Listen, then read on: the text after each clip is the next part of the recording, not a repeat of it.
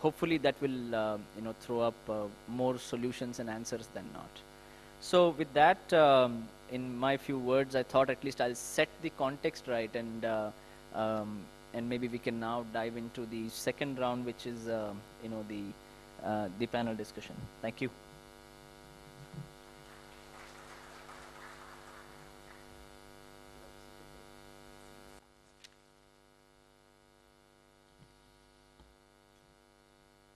Check.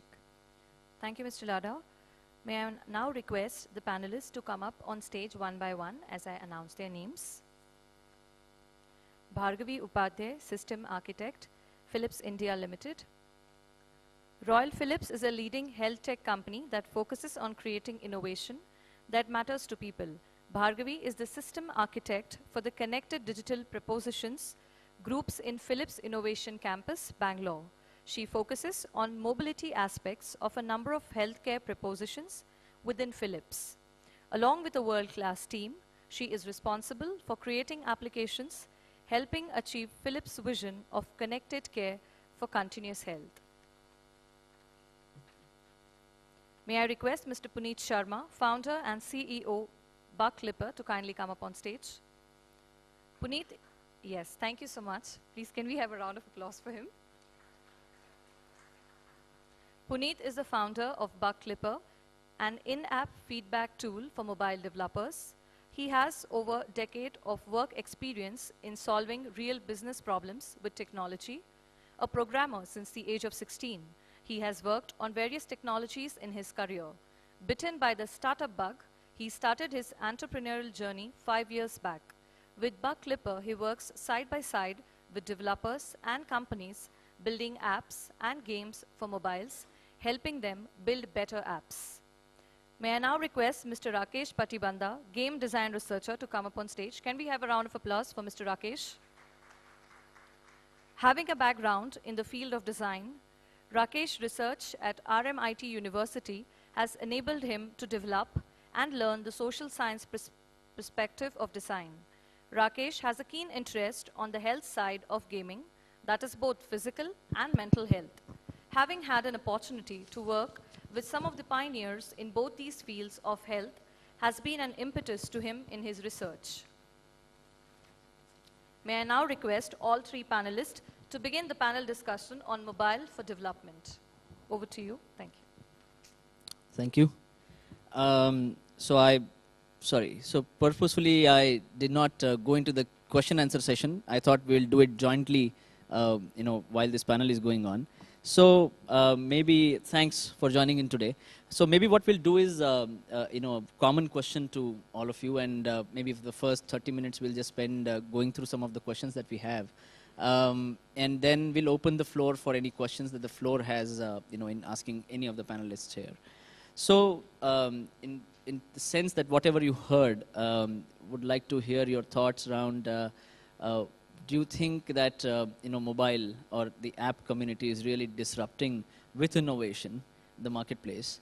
And what are the successful metrics or steps or your own experiences in terms of getting out with a successful app? Because everybody is craving for that 1 million download. Everybody is craving for that top 10, top 50 best apps, in mind, and wanting to be listed there. So what are your success stories, or what are the from the audience perspective, what do you think that they should be doing? These are the 3 things or 2 things. If they do it right, they would disrupt the environment. So starting with you, Rakesh. Sorry, yeah. Hello everyone. I'm Puneet Sharma from Buck Clipper. So what I think is, because we as company, we help, we have a product that helps you find and detect bugs, making your apps bug-free. So we currently work with app developers who are building apps. And what we notice is most of the times everyone goes in, once their apps go live, and they're just onto their marketing efforts, getting more and more installs, wherein they leave the app quality behind. So although they get the downloads, I mean, like, downloads are, you can buy users, but these users are not continuously engaged. So, and moreover, the feedback thing. So point is, many of the apps you'd see when customers they're facing some problem, your end users, and they want to contact you, you don't have some mechanism to capture their feedback, listen to them, and talk to them. So I believe that is also missing. Having continuous engagement with customers, hearing their problems, helps you come out with better features and build apps that customers actually like and come back to in engaging with the apps.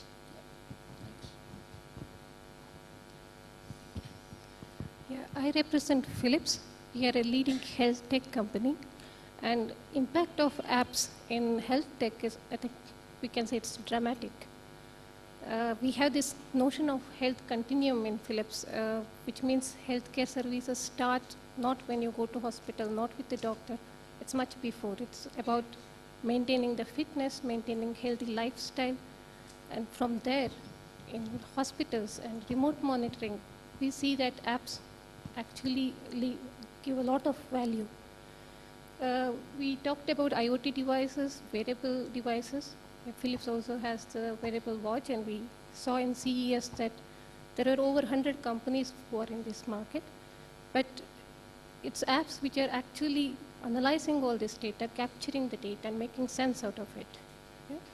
What are the best practices? I think one of the key thing is also to maintain simplicity.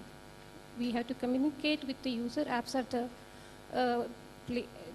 they are the face of our services to the consumer. So simplicity of user experience is important. And secondly, it's innovation. We have to be innovative about the kind of apps we develop. One of the example I can give is how you develop healthy habits in, say, kids with respect to brushing, let's say. We have a product called Sonicare, Philips, it's a Sonic toothbrush. But what we developed an app which had a gaming attached to that. And via Bluetooth communication, you could actually connect to the app and create excitement in the kid about something like brushing. And we got a very good feedback that such things actually make kids understand the concept better. And one more thing we see, especially in health tech domain, is one shoe doesn't fit all. Every country, every domain is different, regulations are different, and we need to analyze the market before we start with things like app development or services. Thanks, Bhargavi. Rakesh? Hi, my name is Rakesh, and I'm a game design researcher at Aramati University. So the question was, how do people develop apps that are successful? So to me, app development is in 3 different phases. The pre-production period, the production period, and the post-production period.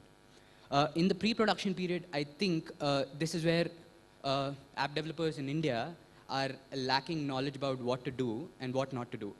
And the thing that they're not doing is not giving enough time during the pre-production period and the design phase of the application.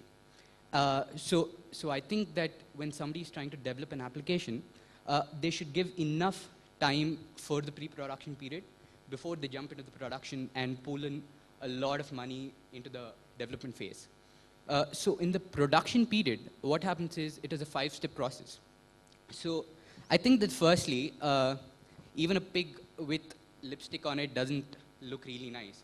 So everybody should ensure that the idea that they're going with is very nice. As in it's not like an idea with a very huge scope, but the scope should be minimal, and it should target an audience which is very niche. The second thing that should happen during the production period is what do you call it? The team. The team is very important during the startup phase, and if the team is right, the product is going to be right in any which ways. And the third important thing I think during the production phase is to keep everything going in a very smooth manner, because let's say, for example, somebody's trying to replicate Gaana.com, and they look at around 10 other applications, and try and embed all the best features from all the 10 other applications into their application. So what is going to happen is the scope of the project is increased during this period of time, and then the production period keeps increasing, and the budget of the production keeps increasing, and then the length of the production period also keeps increasing. So feedback is essential during the production period, but ensure to try and ensure to take the feedback that is necessary for your production, and try and filter out the feedback. That is very important.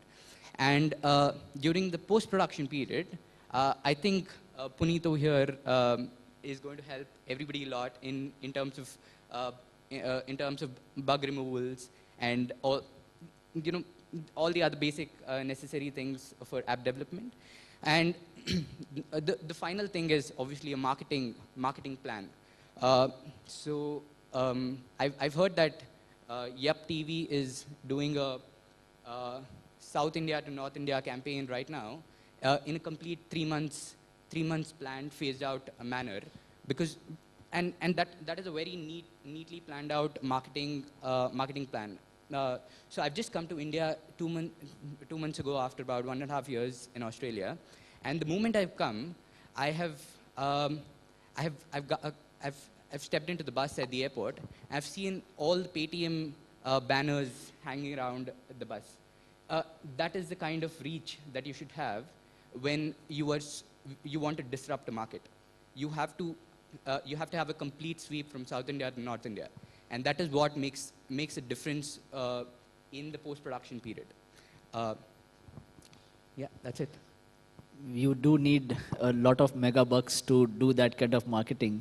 So yes, you're absolutely right, and I think the theme that is coming out is take feedback, keep it simple, right? And so just on the simplicity part, because we are talking about not reaching to those customers who are sitting on desktops. We are talking about reaching out to a lot of people, at least increasingly, because the population is going to be in the rural areas. So we are going to talk to a person who is really having a 5-inch or a 4-inch display. So the real estate in that sense is extremely small. So when you say keep it simple, what exactly would you do? Or what are the 1 or 2 things that you would want to keep it simple? So you did touch upon some of the points, but if you want to elucidate upon that a little bit, so that people understand here what do you mean by simple. I have my own version of the story and I'll describe it in a few moments, but maybe something that you want to talk about. Yeah, I mean, coming on to mobile, and there is a lot of content that we consume. So there has, personally with me also, what I have experienced is there were different portals or websites wherein I would consume content from, or maybe the leading news portals. But on mobile, they didn't adapt quickly, and new players, suppose there's an app called News in Shorts, which is very widely used. So that app proved to be a very, very mobile specific thing, like news on the go in around 160 characters. It gives me what I want. Instead of still, if I go onto some leading maybe Hindu's website and it's on phone, it's not readable, right? So that is where I believe these guys have been losing on to, although they also have come up with their apps, but that was late. So yes, when you are, suppose, in content or even in doing a different thing, whatever your app serves, you have to really play well in terms of utilization of UI, because we often hear this, that Indian apps do not have very good UI or very good UX compared to our foreign counterparts. So that is because most of the times we see, like, developers, they see a couple of apps and they just come up with their UI instead of going to a professional designer or getting it done from a professional agency. They just pick it up themselves. And UI and UX, for me, I mean, like, all of us are currently using apps, and the moment we see a bad sucking UI, we just delete the app, we don't use it. So that has to be taken primarily. That is a very very high concern area to be taken care of.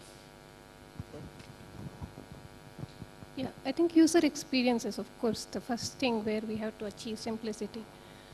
In India especially, there are so many languages, right? And you can't have one user UI to address all. you have to address the population in a different way. It has to be something they can relate to. So the content that we deliver is also something that has to be simple, understandable to rural area, for example. Another thing is, I mean, if you see what are the challenges, there are many other challenges in these apps. The cost, the quality, the bandwidth that you need, things like data security, all these we have to hide. It should not be something that a user is burdened with. You can't ask for password every time, for example. So simplicity is focusing on the person who uses it, but then hiding the real complexities behind. To me, as a designer, I believe that less is more. And I think that is the mantra that everybody should be following when they're designing their applications. So I'm sorry to all the Android fans over here, but I'm an Android fan myself. But market research tells that when an Android phone is put in the hand of a 60-year-old lady or a man, and an iPhone is put in the same person's hand, the person is able to use an iPhone in a much better way than they're able to use an Android phone. This is only because they follow this same mantra. Less is more. And I think that Puneet and Bhargavi, like they said, user experience. User experience is one of the most important things while developing the applications. And like I previously mentioned, when somebody is developing an application, they look at so many other applications, and they take this feature and the same UI UX from that feature. Look at another feature, UI UX from that feature, copy this, copy that. When they do a mix and match of two features from two different applications into their application is obviously going to be very, very crippled. So I think that this should be avoided. And for this reason, I think that they should spend a lot of time testing it out with target market users, and focus group should be the most important things to test out user experience and to ensure that the user experience that the app developer has created is good and usable for a long period of time. Thanks, Rakesh. I do agree. And just on a continuing note on that, a question to you. As I was mentioning even in my talk earlier, that when users are using the phone, there is a lot of information that is left back while on the app and even while not being on the app. So in terms of, whether it is, it is his social, likings and the lifestyle that he has, where has he been to, and so on and so forth.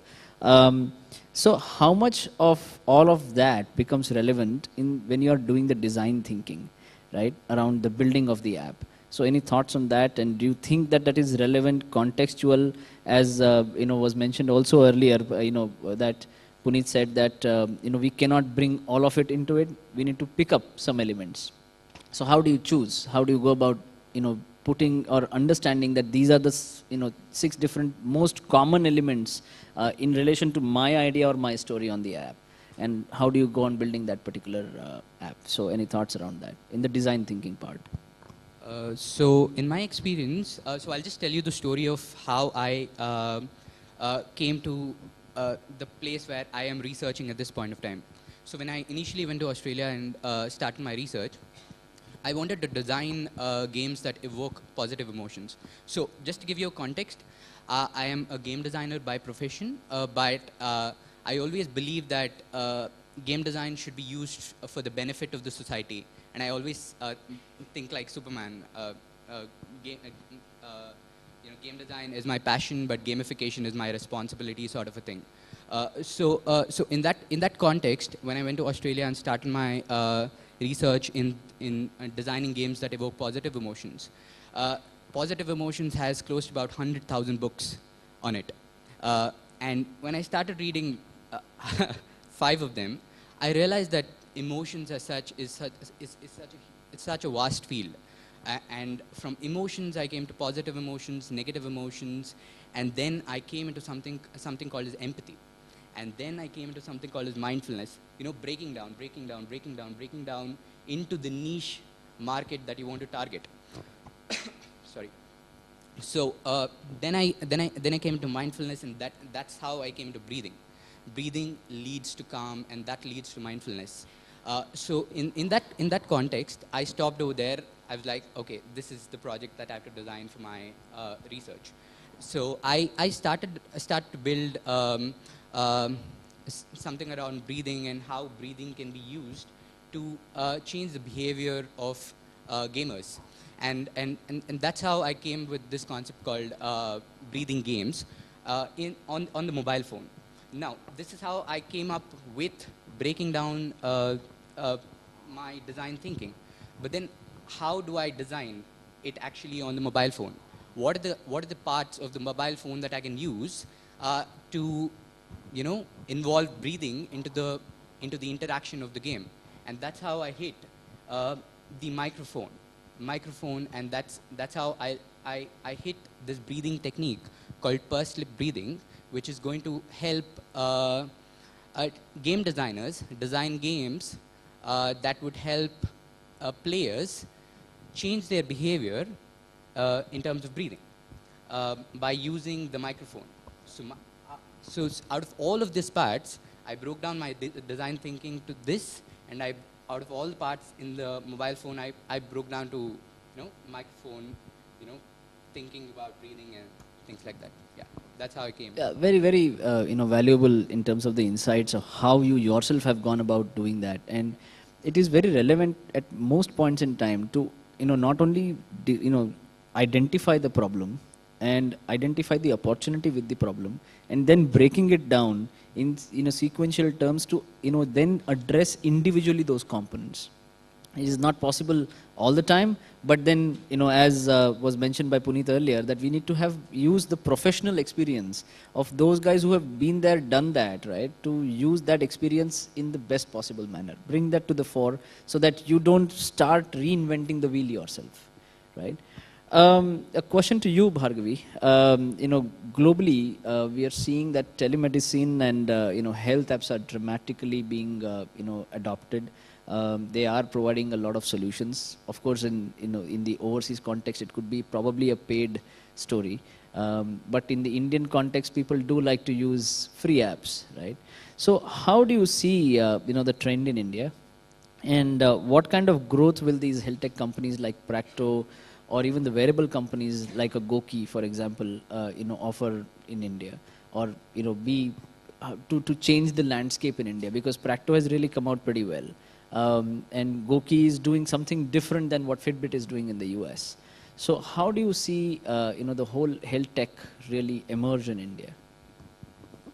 Yeah, I think India, we have issue in that in rural India especially, there is not very good health tech service. Okay?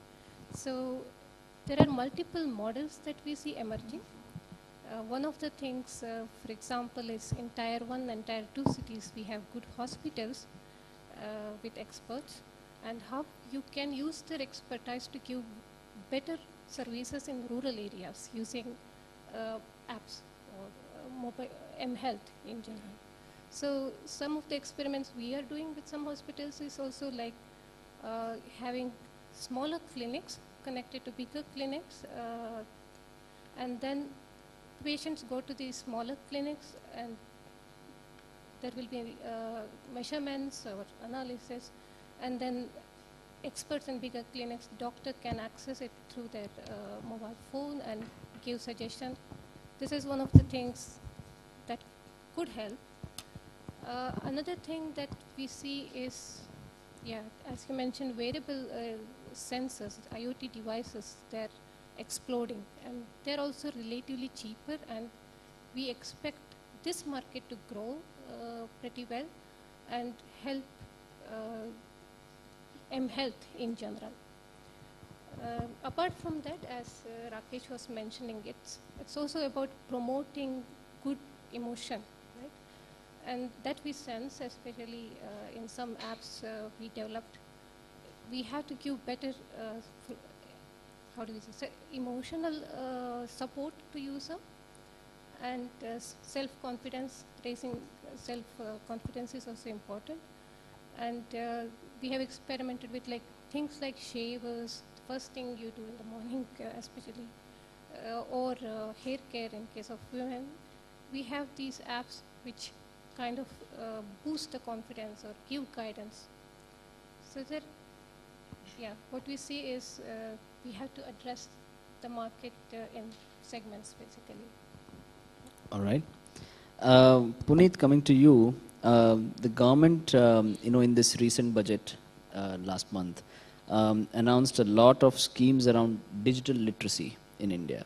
How do you think, the mobile first, way of doing things is going to help? How do you think that while the government has said what it has said, how do you think that the mobile first and the other aspects around digital literacy, given the whole digitalization of the whole country, and we talked about smartphone penetration into the rural areas more so going forward, do you see an opportunity there? Do you see how, or what is it that the app community can do better to reach out to the wider audience that is there in the rural areas from a digital literacy perspective?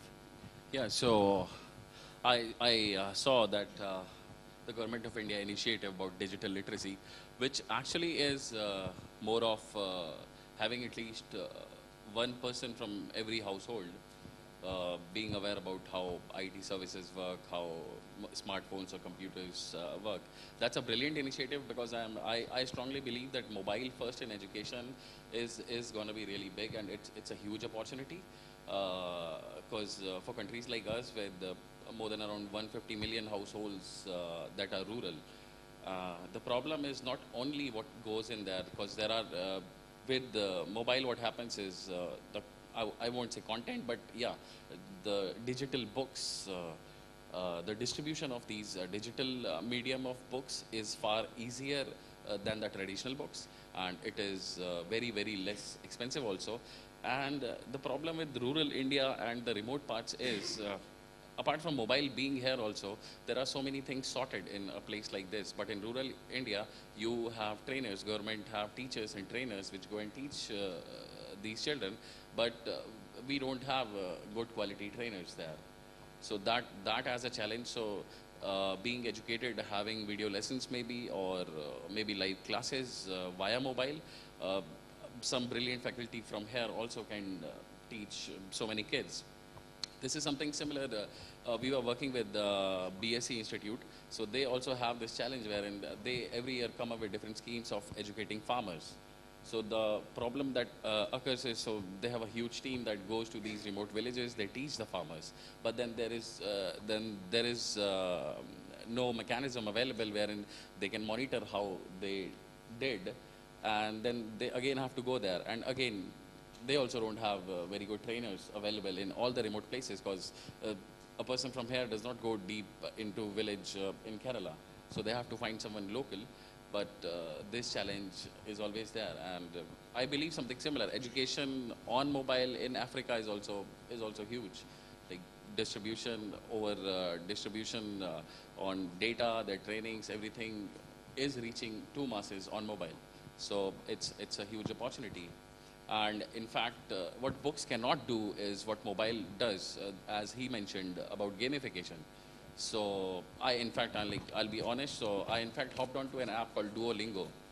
I don't know if how many of you are aware of. So Duolingo is a brilliant app. So in last 1 week, I guess I picked up at least 5% of German, and it just takes my 10 minutes of a day, and it makes it so intuitive. It's such a brilliant experience that now I understand a bit of German, and maybe in 6 months' time, I just pick up a language.